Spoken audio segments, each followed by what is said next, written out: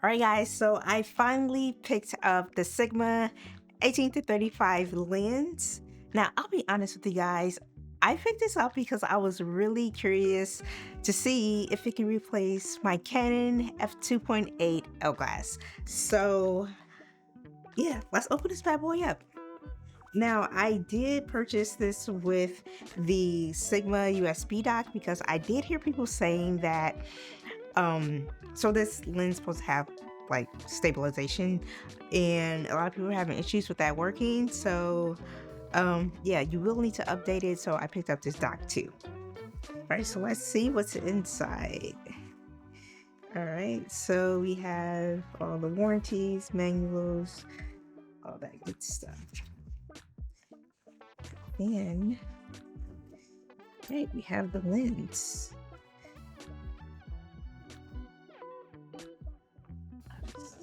Put that over there.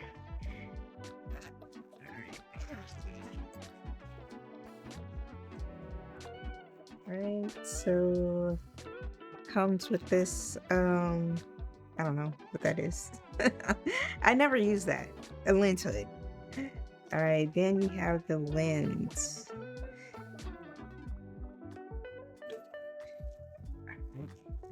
I'm so excited to get this lens because I've seen so many people using this lens and they've created gorgeous images with it.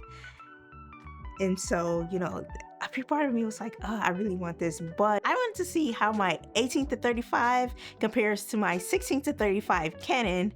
And when I'm thinking about it, the Canon, it's wider, it's longer, it's a little bit heavier, it's slower, it's $2,300 compared to this $700 Sigma, but it's Canon, so that has to count for something, right? Well, I'm gonna test these out, so let's find out.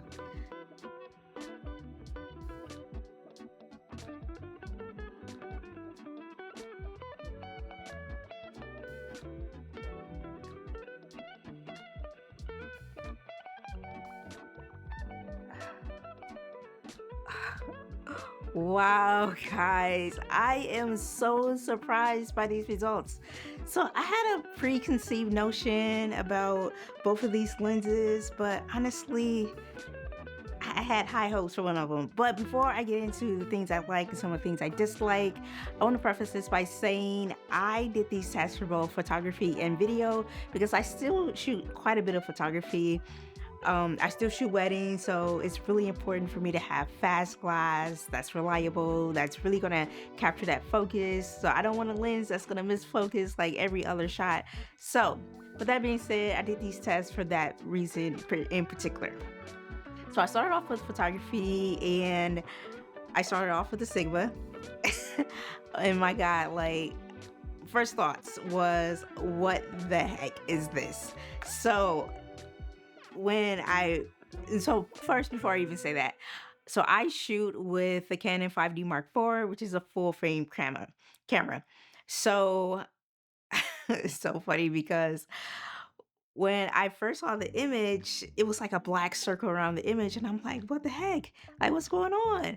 But then I forgot. I think I did read something that said the Sigma art lenses are particularly for like crop sensors. And when I think about it, my 6K Pro and both my Ursa are both Super 35s. So I never really experienced that problem with those.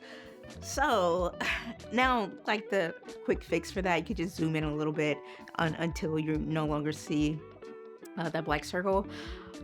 But I was a little disappointed, to say the least. But aside from that, I just didn't feel like it was as sharp for photos. It just kind of had like a little bit of a softer look, in my opinion. So moving on, so obviously I made my decision that I am definitely going to keep my Canon for photography because, like I said, I shoot weddings and I just cannot afford to have anything less less than my Canon, basically. And you know what the crazy thing is? I was just gonna sell my Canon without even doing this test. So I'm so glad I didn't do that because I would have been in a position where I was like, "Hey, can I get my lens back?" And they would have been like, "No deal." So yeah, so I'm so glad I did this test. But moving on to the video side, I love, love, love the Sigma. And for some reason, it's so weird that the Sigma is so much sharper for for video than it is for photography. Like it's sharper for for film, but it's not. I don't really see that same sharpness with photography, so I was a little disappointed about that. But I am super excited that it is super sharp for video. And the Canon is pretty much reversed. Like it's really great for photos, but it's okay for video, but I can definitely see myself grabbing for the Sigma way more for video. And not to mention that, like I said before, the Sigma is so much lighter. So I can literally just put that Sigma on my 6K Pro to do any type of gimbal work. So that's gonna be perfect for that use. Yeah, so those are pretty much my final thoughts. So I'm not gonna sell any of these. I'm gonna keep both of them. But I think it's just so incredible that I got this amazing sharp lens that I can use for video for under 700 bucks. So those are my thoughts. I mean, I don't know what Canon has in their technology, but I don't know. Sigma isn't quite there yet for photos. So like I said, I love both of these lenses. I'll be keeping them both until I get to a point in my career where I'm ready to start using cinema lenses. But those are lenses. Those look really nice.